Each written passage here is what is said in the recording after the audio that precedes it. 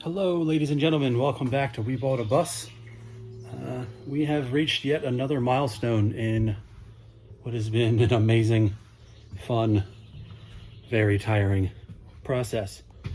So, I don't know if you can see behind me, but that's the front of the bus, and we are missing panels. Let me flip this around and show you what we got going on. So as you guys remember, we got everything out of the back. We got all the side panels out. We got all of them out of both sides. Got the wires. Then today, we got the front panel out, including some of the side channels. Like that's the big, giant bundle of wires there. And here, in case you've ever wondered what is on the back side of the exterior light monitor, it's this. It's just a mess of connectors, wires, with a little diagram that shows you what numbers go where. And then we had, that was a horrible noise. And then we have the backs of the lights, and it's all gone. And I wasn't expecting to find anything else, but I certainly did this time. It's nothing major. This time we have an unopened package of Earl Grey tea stuck to a pen. I'm not sure when this is from. I don't see any kind of date on it.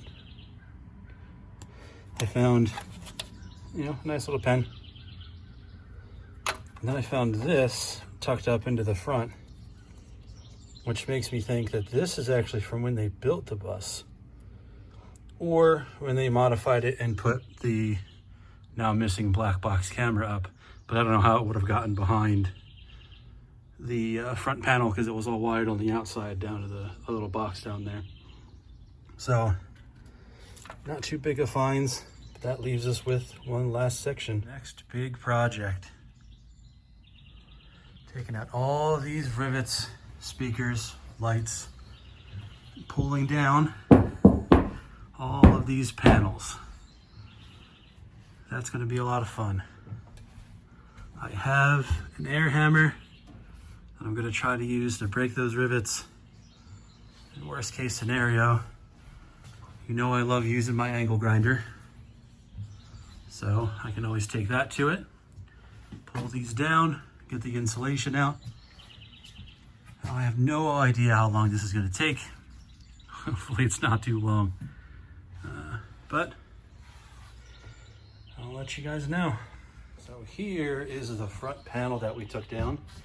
This thing was kind of weird because it has a plate for seemingly no reason at all. There was the holders here. My favorite sign.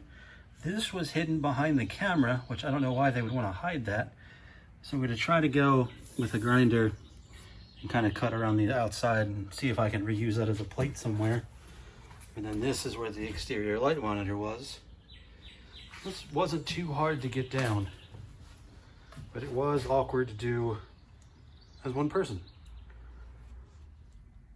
If someone were to ask me for some tips, now that I'm this far into the build, what I would do, one thing I would definitely recommend is keep yourself organized, which I am obviously not following. Look at this mess. It has just taken me forever to find the one tool that I need, because I haven't gone through and organized everything. And yes, that is a machete. As I'm about to go into the biggest part of the demolition, which you see all the things hanging down, I figured, you know what, I should toss on some gloves. This might get a little dirty. So I reached in, grabbed my gloves, put them on, and realized I'm wearing two completely different gloves. So I have my one glove here, nice, standard. And then I realized I have my other glove, which is missing a fingertip. This is actually a glove that I used to wear playing airsoft back in the day with a buddy of mine, who actually has a channel as well. I'll link his channel in the description below. Definitely go give him some love. Tell him I sent you over. But yeah, stay organized. It's gonna make your life easy. All right, it has been many, many, many hours later. And you got one panel. Just one. One panel. That's all I got. Multiple hours of different tools. And all it came down to was a flap grinder and way too much time. You can see here I tried scoring it or cutting it to see if I could pull them apart and then just do the rivets afterwards. A couple times here, and it was just tearing up my blades. I did end up cutting out that Bluebird sign. It is not the greatest cut, but I just wanted to get it off so I can clean everything off. And here, behind this, is the culprit. One giant piece of metal. As you can see, there are some sections where I took out my frustrations with some heavier tools. And I don't really say this much on this channel, at least, but I'm going to say it. F this thing. It was horrible. I never want to have to deal with it again.